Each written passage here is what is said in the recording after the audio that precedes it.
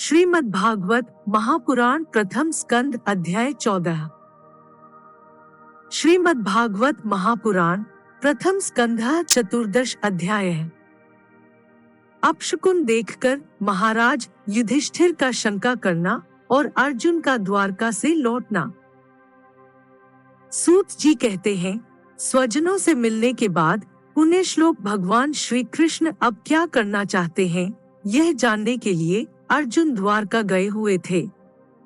कई महीने बीतत जाने पर भी अर्जुन वहां से लौटकर नहीं आए।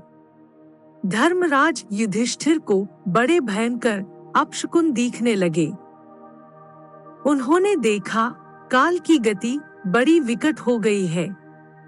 जिस समय जो ऋतु होनी चाहिए उस समय वह नहीं होती और उनकी क्रियाएं भी उल्टी ही होती हैं। लोग बड़े क्रोधी, लोभी और असत्य परायण हो गए हैं। अपने जीवन निर्वाह के लिए लोग पापपूर्ण व्यापार करने लगे हैं। सारा व्यवहार कपट से भरा हुआ होता है। यहाँ तक कि मित्रता में भी छल मिला रहता है। पिता माता, सगे संबंधी, भाई और पति पत्नी में भी झगड़ाटंटा रहने लगा है। कलिकाल के आ जाने से लोगों का स्वभाव ही लोभ, दंभ आदि अधर्म से अभिभूत हो गया है और प्रकृति में भी अत्यंत अरिष्ट सूचक अपशकुन होने लगे हैं। यह सब देखकर युधिष्ठिर ने अपने छोटे भाई भीमसेन से कहा। युधिष्ठिर ने कहा, भीमसेन, अर्जुन को हमने द्वारका इसलिए भेजा था कि वह वहां जाकर पुण्य श्लोक भगवान श्री कृष्ण क्या कर रहे हैं इसका पता लगा आए और संबंधियों से मिल भी आए। तब से 7 महीने बीत गए, किंतु तुम्हारे छोटे भाई अब तक नहीं लौट रहे हैं।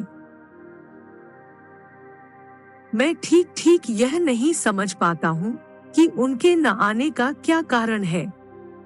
कहीं देवर्षि नारद के द्वारा बतलाया हुआ वह समय तो नहीं आ पहुँचा है जिसमें भगवान श्री कृष्ण अपने लीला विग्रह का संवरण करना चाहते हैं। उन्हीं भगवान की कृपा से हमें यह संपत्ति, राज्य, स्त्री, प्राण, कुल, संतान, शत्रुओं पर विजय और स्वर्ग आदि लोकों का अधिकार प्राप्त हुआ है।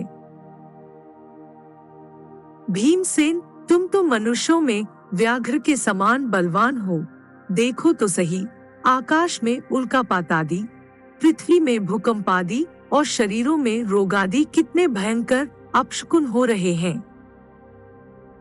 इनसे इस बात की सूचना मिलती है कि शीघ्र ही हमारी बुद्धि को मोह में डालने वाला कोई उत्पात होने वाला है। प्यारे भीमसेन, मेरी बाईं जांघ, आंख और भुजा बार बार फड़क रही है। हृदय जोर से धड़क रहा है। अवश्य ही बहुत जल्दी कोई अनिष्ट होने वाला है। देखो, यह सियारिन उदय होते ही सूर्य की ओर मुंह करके रो रही है। अरे, उसके मुंह से तो आग भी निकल रही है। यह कुत्ता बिल्कुल निर्भय सा होकर मेरी ओर देखकर चिल्ला रहा है। भीमसेन, गौ आदि अच्छे पशु मुझे अपने बाएं करके जाते हैं और गधे आदि बुरे पशु मुझे अपने दाहिने कर देते हैं।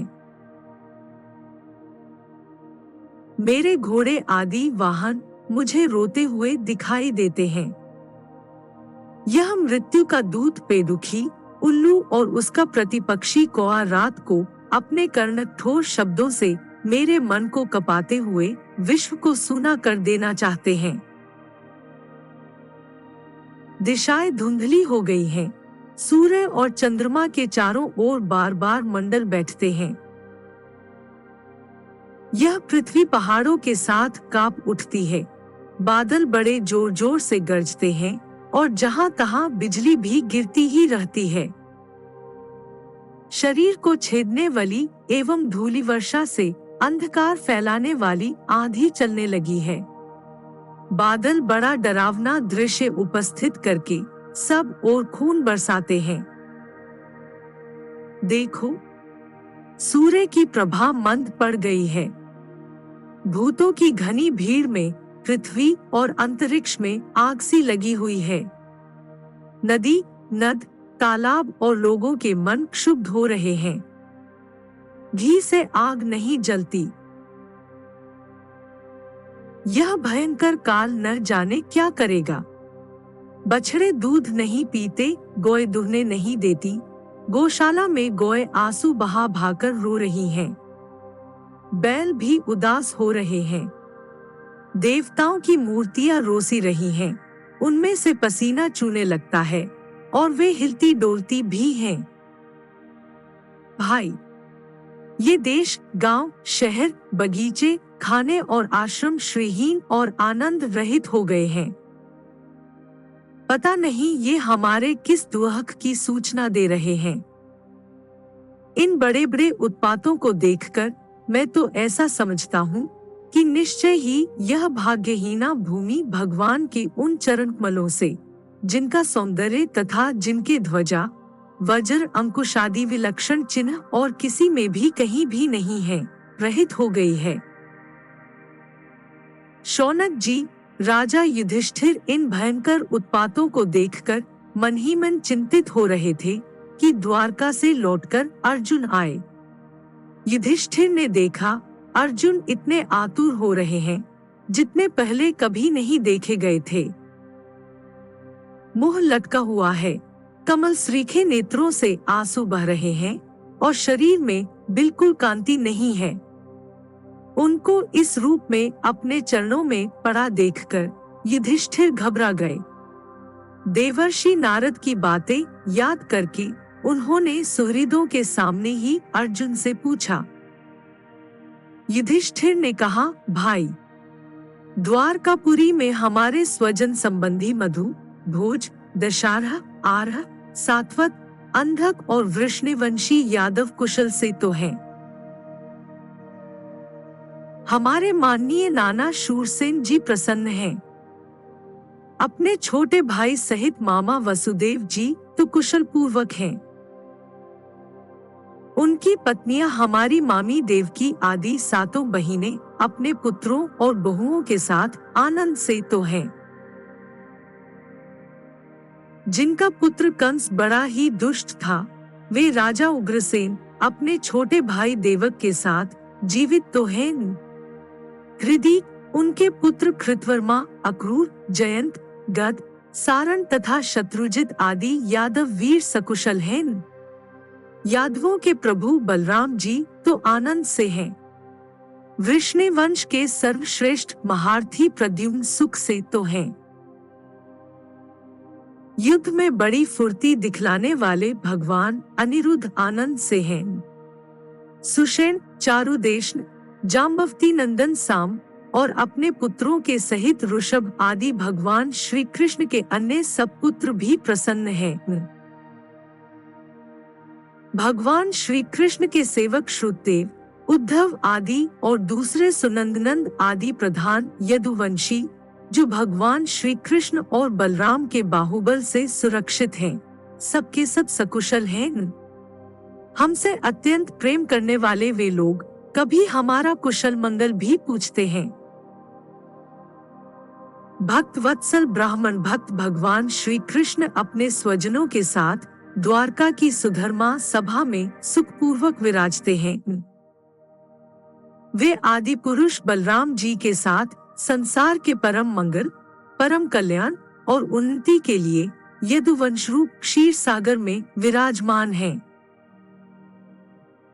उन्हीं के बाहुबल से सुरक्षित द्वारकापुरी में यदुवंशी लोग सारे संसार के द्वारा सम्मानित होकर बड़े आनंद से विष्णु भगवान के पार्षदों के समान विहार कर रहे हैं। सत्यभामा आदि 16,000 रानियां प्रधान रूप से उनके चरणकमलों की सेवा में ही रत रहकर उनके द्वारा युद्ध में इंद्रादि देवताओं को भी हराकर इंद्राणी के भोग योग्य तथा उन्हीं की अभीष्ट पारिजातादि वस्तुओं का उपभोग करती हैं। यदुवंशी वीर श्री कृष्ण के बाहुदंड के प्रभाव से सुरक्षित रहकर निर्भय रहते हैं और बलपूर्वक लाई हुई बड़े बड़े देवताओं के बैठने योग्य सुधर्मा सभा को अपने चरणों से आक्रांत करते हैं। भाई अर्जुन, यह भी बताओ कि तुम स्वयं तो कुशल से हो न? मुझे तुम श्रीहीन से दिख रहे हो। वहां बहुत दिनों तक रहे, कहीं तुम्हारे सम्मान में तो किसी प्रकार की कमी नहीं हुई? किसी ने तुम्हारा अपमान तो नहीं कर दिया? कहीं किसी ने दुर्भावपूर्ण अमंगल शब्द आदि के द्वारा तुम्हारा चित्त तो नहीं दुखाया? अथवा किसी आशा से तुम्हारे पास आए हुए याचकों को उनकी मांगी हुई वस्तु अथवा अपनी ओर से कुछ देने की प्रतिज्ञा करके भी तुम नहीं दे सके? तुम सदा शरणागतों की रक्षा करते आए हो। कहीं किसी भी ब्राह्मण, बालक, गौ, बूढ़े, रोगी, अबला अथवा अन्य किसी प्राणी का जो तुम्हारी शरण में आया हो, तुमने त्याग तो नहीं कर दिया? कहीं तुमने अगम्य स्त्री से समागम तो नहीं किया?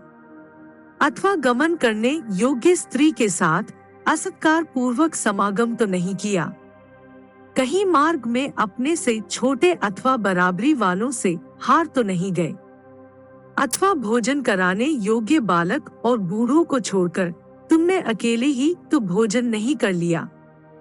मेरा विश्वास है कि तुमने ऐसा कोई निंदित काम तो नहीं किया होगा जो तुम्हारे योग्य न हो। होन हो अपने परम प्रियतम अभिन्न हृदय परम सुहृद भगवान श्री कृष्ण से तुम रहित हो गए हो। इसी से अपने को शून्य मान रहे हो। इसके सिवा दूसरा कोई कारण नहीं हो सकता जिससे तुमको इतनी मानसिक पीड़ा हो।